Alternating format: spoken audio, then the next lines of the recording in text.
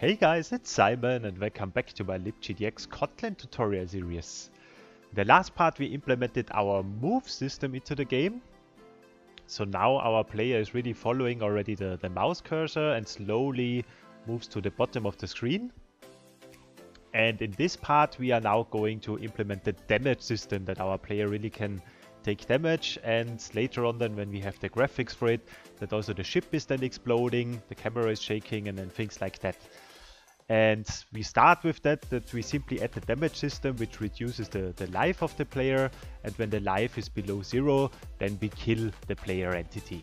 So what we are going to implement in this part is a new system. We already know that it's a damage system, and the damage system is again an iterating system which iterates over all entities which are players, so that we only have one all the time in our game, which have a transform component because we need to calculate is the player in the damage area, and we want to exclude again any entities which are already marked for removal as we learned it in the last part.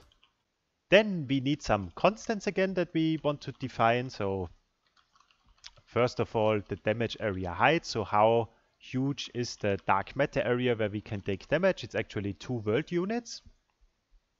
And as we did it in the last part, so the movement goes down to 1 world unit. So actually only half of that area, the player can be in that, only in half of this area. Then we want to define how much damage does he take per second. So damage per second should be 25 because we have 100 life at the maximum plus a shield of 100. So in total he could have 200 life, let's say. And later on we're gonna also explode the player. So there will be an explosion. And this is actually the delay until we do not remove the player. So we define here how long should it take to really then remove the player. And this should be 0.9 seconds. So I called it death explosion duration because later on it will be an explosion. So in our process entity methods again, or function, we need the transform and the player component. And when we have that, we're gonna check now, is our player position smaller equal the damage area height? So are we inside the damage area? Then take damage, and the damage is the damage per second times our delta time. If the player has a shield, then we are going to reduce the shield amount, and it's the maximum amount.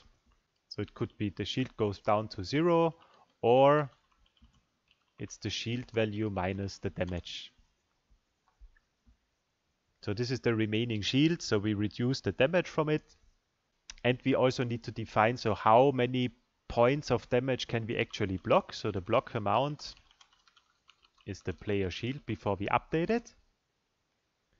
And with that we either reduce then the entire shield, so then we block this amount of damage points, or maybe a little bit is left over. So the damage that is then in the end dealt needs to be reduced by the block amount. And if the entire damage got blocked because our shield is higher than the damage that is dealt, then nothing needs to happen anymore. So this one means here entire damage was blocked. So our shield is big enough to block the entire damage. But if we could not block everything, or if we did not have a shield at all, then we take damage. So then our life of our player needs to be reduced by the amount of damage that is left over. And if our player life is now smaller than 0, so we don't have any life left, then we're going to explode. And there we have now our component, so we add a new one. There we have an extension from libkdx, so it's called add component. We're gonna add the remove component and we pull it out of our engine. And the delay is the explosion duration. So this part here, what that does, it's actually just a rewrite of following call. So we could also write entity add and then engine create components and then remove component class.java. And you see it's a little bit longer and not so intuitive than to read. So that's why we added there an extension in libktx. Not sure, was this one actually provided by me or was it already out of the box? Not 100% sure, but you can write it now like this with the Kotlin way, let's say. So that should be it for our damage system actually. So now let's edit. We want to add the damage system after we move our player. And if we start now our game, so we did not add the graphic yet for the dark matter. That comes then later on because then we need to introduce the animation part. But we should already see here, so after a couple of time, you see now the player got removed. So it's not very spectacular without sound effects, without graphics, but we see that the damage system is already working and the player entity gets removed and now we have no render calls anymore. So the damage system is working. Perfect. Since we have now a little bit time left, because that was really quick, I would like also to include the debug system. And what is the purpose of the debug system? So usually what I did in the past a lot of times is that I was inside my screen, there I added some debug lines. So if GDX input is key just press blah blah blah, or I executed certain part of logic and I always wrote then here something like to do remove debug lines, so that I was sure that in the end, in the final game, I need to check all these lines and remove the debug thingies again. And this is, in my opinion, not a very nice way to do it. For very quick things, of course, you can do it. That's the fastest way and it's fine. But if you need certain debug things again and again and again, so in this case, for example, I would like to have the possibility to just increase the shield of the player all the time, to move the player outside of the damage system, inside the damage system, maybe reduce the life to 0 to quickly test them when the player is dying and things like that. So all these different functionalities that you need to test over again, and where you don't want to wait all the time, because currently when we start our game and when we want to test now, wait, this one is now this does not work. Let's get rid of that. And if you want to test now, for example, how does the damage system work? How does the death system work and so on? So you always need to wait now. Okay, player move to the bottom. Okay, let's wait until he is dead. So now he takes damage. The life gets reduced. Okay, nice. I can debug it now. And this is, of course, not a very nice way to do it. And it wastes a lot of time. So that's why I came up with an approach which at least at the moment I like a lot, and I use a debug system for that. So since we are already working in an entity component system, I created now just a system for all my debug stuff. And what I do in the debug system, so the debug system is actually an interval iterating system, and I care for my player. So I only want entities which are the player. These are the things that I need to debug. And the time is the time that I use to update the window title. So maybe let's go quickly back. Okay, so here at the top of the screen, we have currently here dark matter YouTube.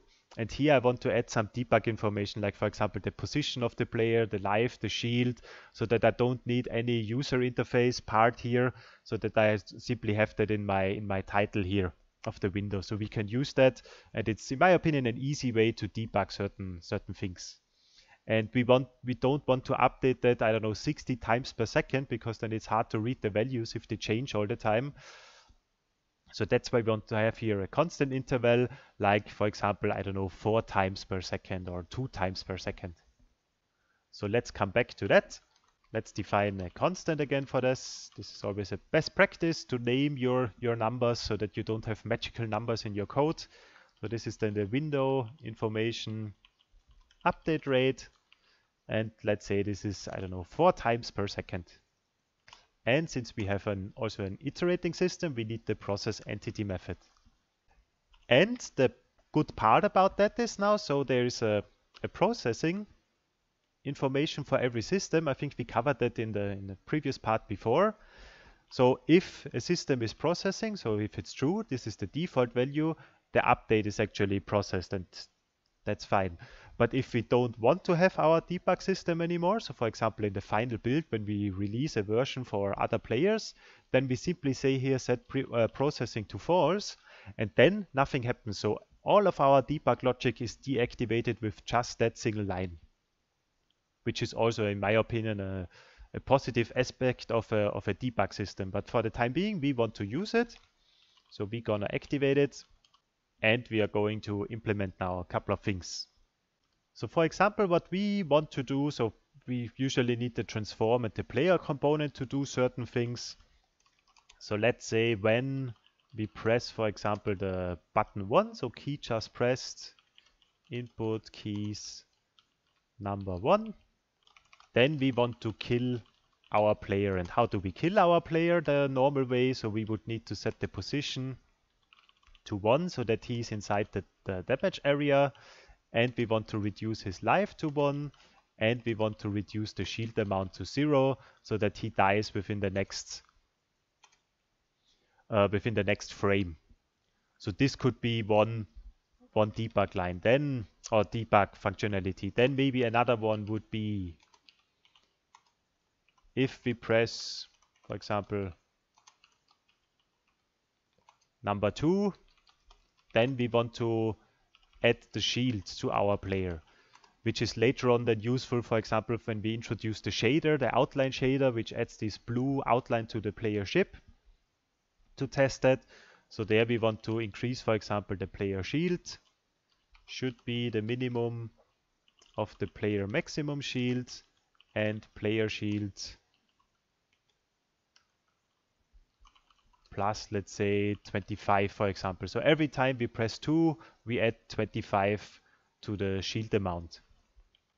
Another option could be when we press button 3, then we want to remove the shield. Or another useful debug functionality could be stop or disable the movement for the time being. So we don't want that our entities are moving at all. So we get from our engine, we get the system, our move system, and we set it to processing false so that it does not work anymore. So it does not move any entities anymore. And maybe with number, sorry, this one should be number 4. Whoops. This one should be number 4. And this one should be number 5. So there we want to enable it again. So this could be for some functions that could be useful already by now. So we can kill the player immediately, we add remove shield, and we disable and enable the movement. So this could be very useful. And one other thing that could be very useful is that we update the window title, as I mentioned. So there we have GDX graphics set title. So this is actually updating then the title of our game. And we changed it to, let's call it DM debug for dark matter debug. The position of our player would be transform position. The life of our player would be player life. And maybe also the shield amount, which would be player shield. You could also potentially here add also, for example, the render calls and whatever. This is just an example. And now we want to, of course, also add our debug system so that we can use it. And I don't know, let's say at the end of the frame, we want to do that. And now when we start our game back, we need to remember all the different numbers that we have added. So here you can see now, I think, was it 4 or 5? Which one did stop the movement? I forgot it. But at least you see here at the top, so that the position can be debugged now, the life amount was debugged, and the shield amount. So here we have now some information. Let's also try out now the movement part. So which numbers did I use for that? Found the problem. So I used here is key just pressed. And this is actually checking, I think, between 2 frames, right? Returns whether the key has just been pressed. And with just been pressed means, I think, in the last frame. Since we have here a system which runs only 4 times per second, you would need to get the exact frame to go inside one of these conditions. And this is not correct, so we just want here is key pressed. So that's why we could also hold it down, for example, and then whenever the system is processed, it checks this here correctly. So now pressing 4 will stop the movement, 5 will activate it again, 4 will stop it again. And yeah, this is useful things that you can use for debugging purposes. And yeah, I think that's it for this part. So we introduced the damage system, we introduced the debug system, and that is what I wanted to show here today. Thanks for watching and see you in the next part. Bye bye.